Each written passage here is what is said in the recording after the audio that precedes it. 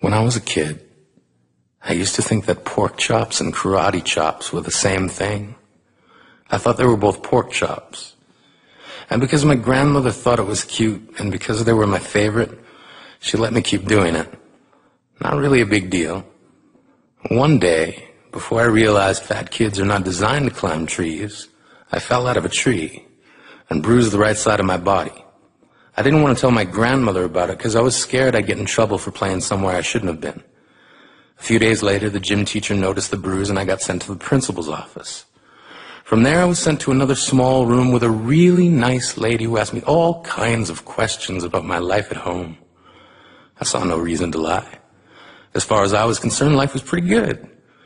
I told her whenever I'm sad, my grandmother gives me karate chops. This led to a full-scale investigation, and I was removed from the house for 3 days until they finally decided to ask how I got the bruises.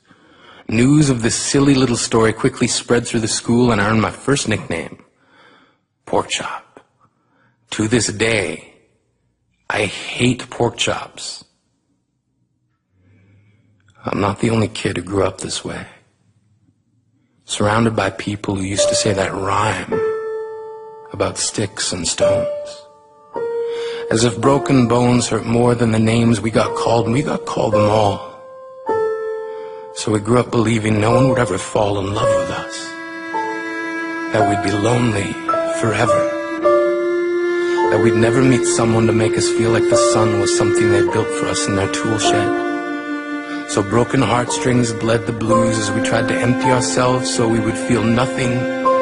Don't tell me that hurts less than a broken bone, that an ingrown life is something surgeons can cut away, but there's no way for it to metastasize. It does. She was 8 years old. Our first day of grade 3 when she got called ugly. We both got moved to the back of class so we would stop getting bombarded by spitballs. But the school halls were a battleground where we found ourselves outnumbered day after wretched day. We used to stay inside for recess because outside was worse. Outside, we'd have to rehearse running away or learn to stay still like statues, giving no clues that we were there in grade 5. They taped a sign to the front of her desk that read, "Beware of dog." To this day, despite a loving husband, she doesn't think she's beautiful because of a birthmark that takes up a little less than half her face. Kids used to say she looks like a wrong answer that someone tried to erase but couldn't quite get the job done. And they'll never understand that she's raising 2 kids whose definition of beauty begins with the word mom.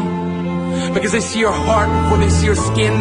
Because she's only ever always been amazing. He was a broken branch grafted onto a different family tree.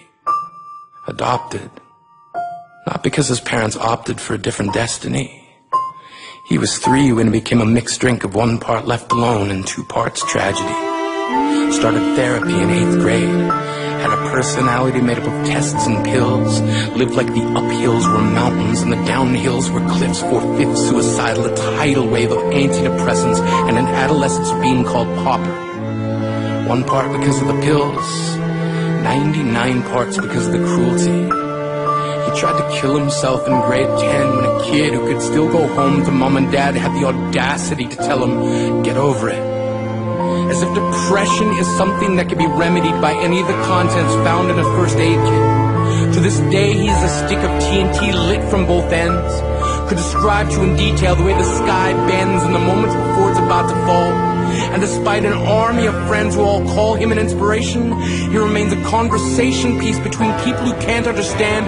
Sometimes being drug-free has less to do with addiction and more to do with sanity. We weren't the only kids who grew up this way. To this day, kids are still being called names. The classics were, "Hey, stupid," "Hey, spaz." Seems like every school has an arsenal of names getting updated every year. And if a kid breaks in a school and no one around chooses to hear, do they make a sound? Or they're just background noise from a soundtrack stuck on repeat when people say things like kids can be cruel? Every school was a big top circus tent, And the pecking order went from acrobats to lion tamers, from clowns to carnies. All of these miles ahead of who we were freaks. Lobster-clawed boys and bearded ladies. Oddities juggling depression and loneliness, playing solitaire, spinning the bottle, trying to kiss the wounded parts of ourselves and heal. But at night, while the others slept, we kept walking the tightrope. It was practice, and yes, some of us fell. But I want to tell them that all of this is just debris, left over when we finally decide to smash all the things we thought we used to be. And if you can't see anything beautiful about yourself, get a better mirror. Look a little closer. Stare a little longer. Because there's something inside you that made you keep trying despite everyone who told you to quit. You built a cast around your broken heart and signed it yourself. You signed it. They were wrong. Because maybe you didn't belong to a group or a clique. Maybe they decided to pick you last for basketball or everything. Maybe you used to bring bruises and broken teeth to show and tell but never told. Because how can you hold your ground if everyone around you wants to bury you beneath it? You have to believe that they were wrong. They have to be wrong. Why else would we still be here? We grew up learning to cheer on the underdog because we see ourselves in them. We stem from a root planted in the belief that we are not what we were called. We are not abandoned cars stalled out and sitting empty on some highway. And if in some way we are, don't worry. We only got out to walk and get gas. We are graduating members from the class of we made it. Not the faded echoes of voices crying out names will never hurt me. Of course, they did. But our lives will only ever always continue to be a balancing act that has less to do with pain and more to do with beauty.